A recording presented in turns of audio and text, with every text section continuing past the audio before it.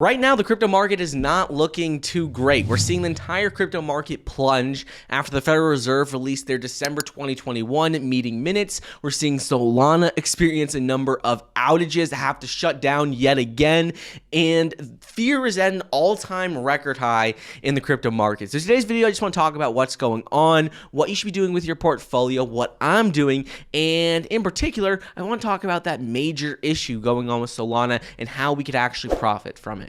So if you guys enjoy this sort of content, I'd really appreciate it. If you like the video, subscribe to the channel, and let's jump right in. So right now, overall crypto market is sitting at a $2.08 trillion market cap. And the interesting thing here is the other day, the Federal Reserve came out and they basically reconfirmed their plans to hike rates over the next couple of months. They had already announced this. And the interesting thing here is we already knew this. We already had known this entire report. We already knew what the Federal Reserve thought because back in December 2021, they had already announced all this. They said they were going to be increasing rates at a faster rate. They talked about their buyback program. They talked about all of this. And all that happened the other day when the crypto market crashed was essentially that it was written out. It was on a piece of paper and all of the minutes were written down. So everything they talked about was like on paper, official, written down. But we had already known what they talked about in this meeting. So it shouldn't have really come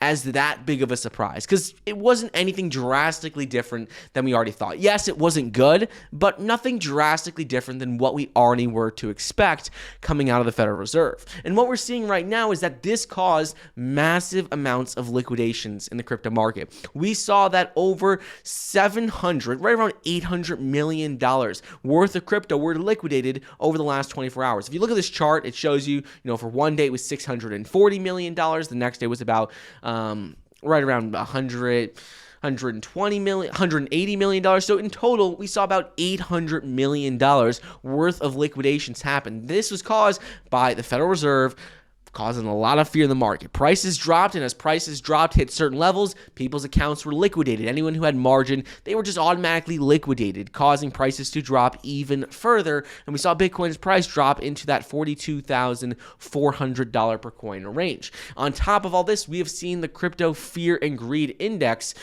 show, record-breaking numbers for extreme fear. We're at 15 right now, and last time we saw this was quite a while ago. About a month and a half ago was the last time we saw this level of fear in the market.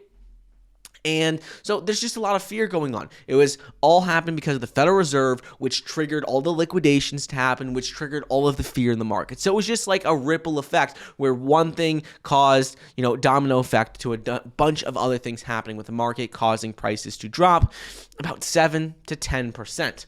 So the big thing that I want to talk about today, though, is going to be what's going on in the market right now. So the key thing right now with the overall market is you need to remember that Bitcoin's price still has a very strong support at right around $40,000 and $40,500 per coin. The key thing to remember here is that this is a very strong support. So as long as Bitcoin price is able to stay above that $40,500 per coin number, then we are still in a long-term bull market narrative. I talked about it in Twitter the other day. I did a post saying how 42,500 was the first support. After that, we had 40,000, and those are going to be the two supports you have to keep an eye out. And so as long as we stay above 40,500, Bitcoin is still in a long-term bullish narrative. And, I'm still very bullish on the overall market. One thing I want to talk about in particular today, though, is going to be what's been happening with Solana. Because Solana was just hit with another network incident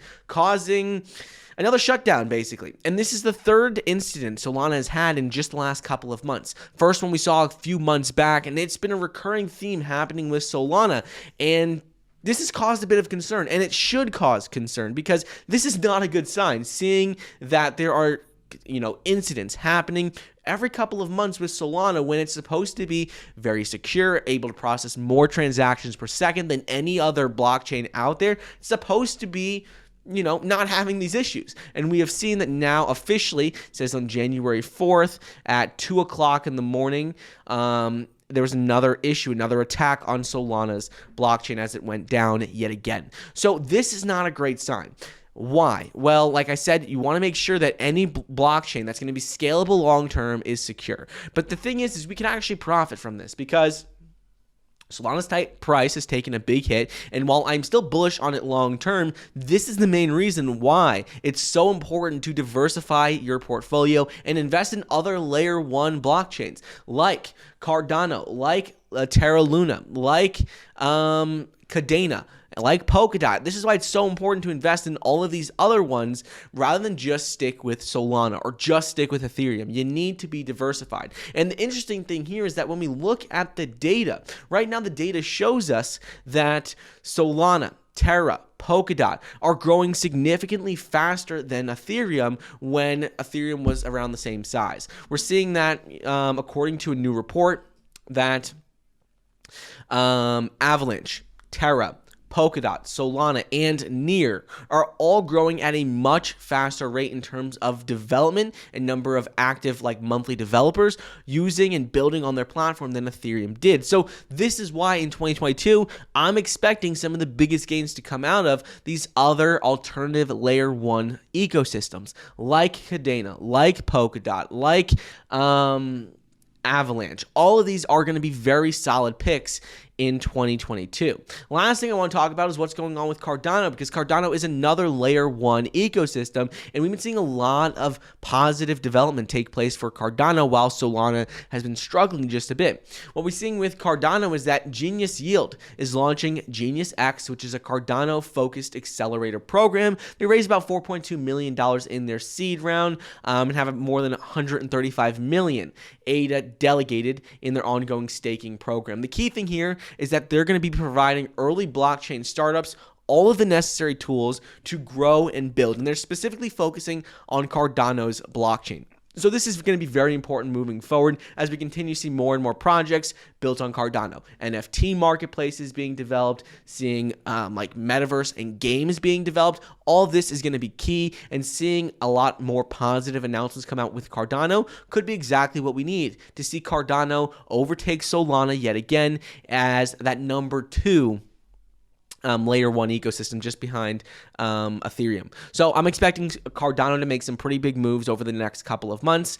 Solana may struggle just a bit because it does have all of these issues that keep recurring. So I just keep an eye out on that. I'd say, look at some other layer 1 projects right now.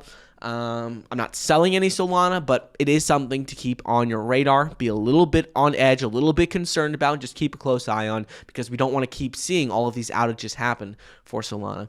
But anyways, that's what's going on with the overall market. Hope you enjoyed today's video, and I'll see you guys in the next episode. See ya.